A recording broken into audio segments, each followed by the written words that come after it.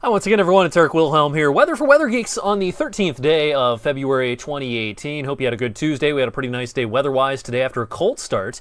11 at the airport this morning. We got up into the upper 30s to around 40 as expected this afternoon. I have a black car and it was sitting out in the sun.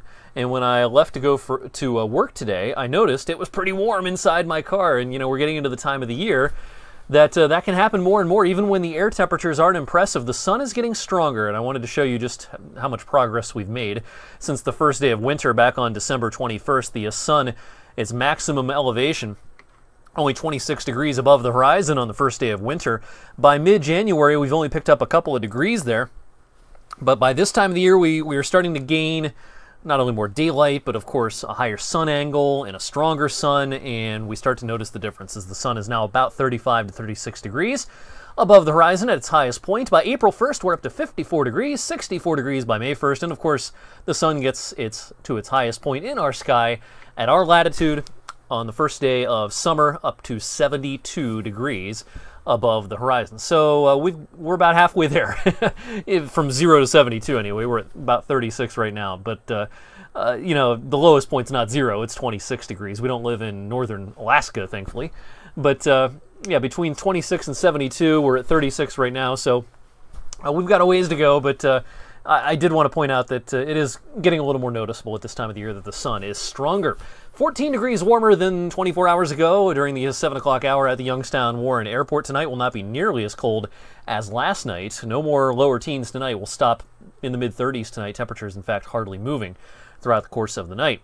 Not much going on in the national radar composite this evening. Some rain parts of the lower Mississippi Valley and off the coast of the Carolinas. There's actually a couple of sprinkles in western Ohio. I can't totally rule out a random sprinkle here overnight. No big deal.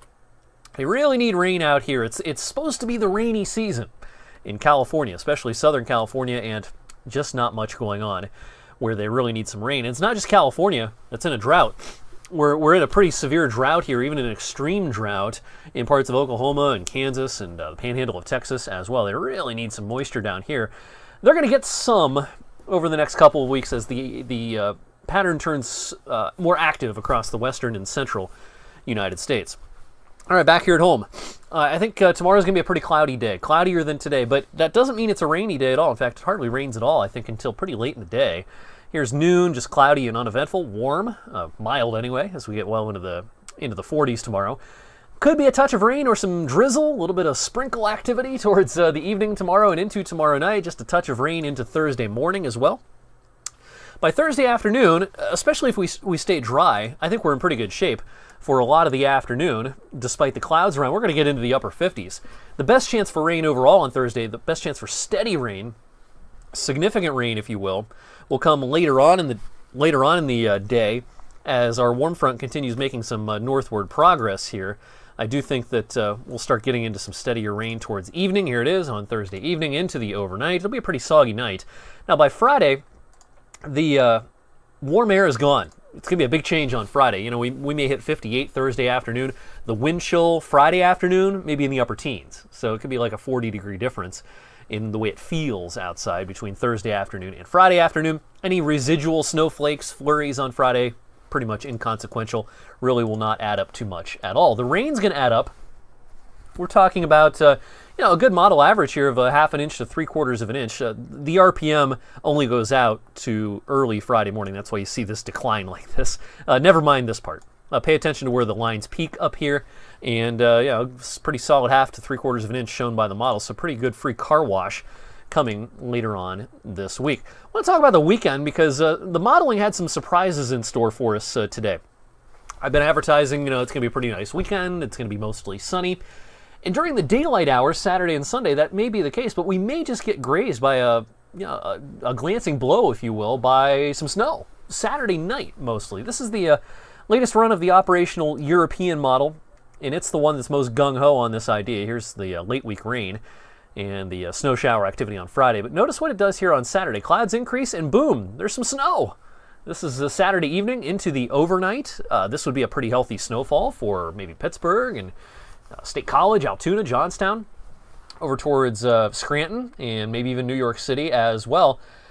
Closer to home here, I think if we get this, it's just a glancing blow. It's probably, pretty minor event, but still, it was a little bit surprising to see some of this on the modeling today. It's a quick mover. It'll be out of here if it occurs by early on Sunday. Now, this does have the support of the European ensemble modeling.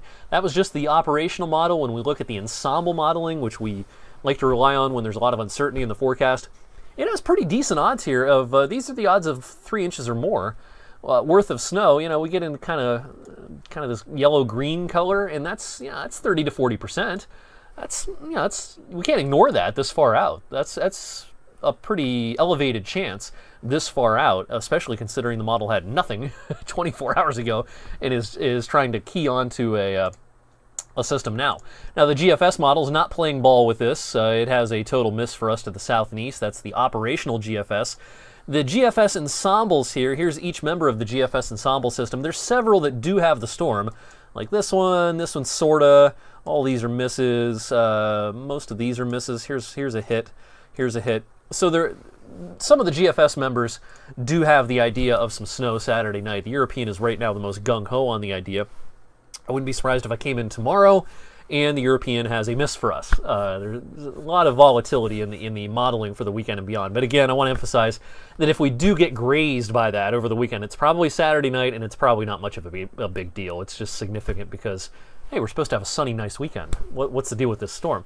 So we'll see how that plays out. I still think we're on track for a balmy week next week. 60s, at least for a couple of days, somewhat likely. I can't even totally rule out a 70-plus reading. The odds of that may be kind of small, but I can't rule it out at this point either. Bottom line, it's going to be pretty warm next week and probably the week after. Thanks for checking out tonight's Weather for Weather Geeks. See you on the late news tonight. After our Olympic coverage, we should be on the air around 11:30. Have a great night, everyone.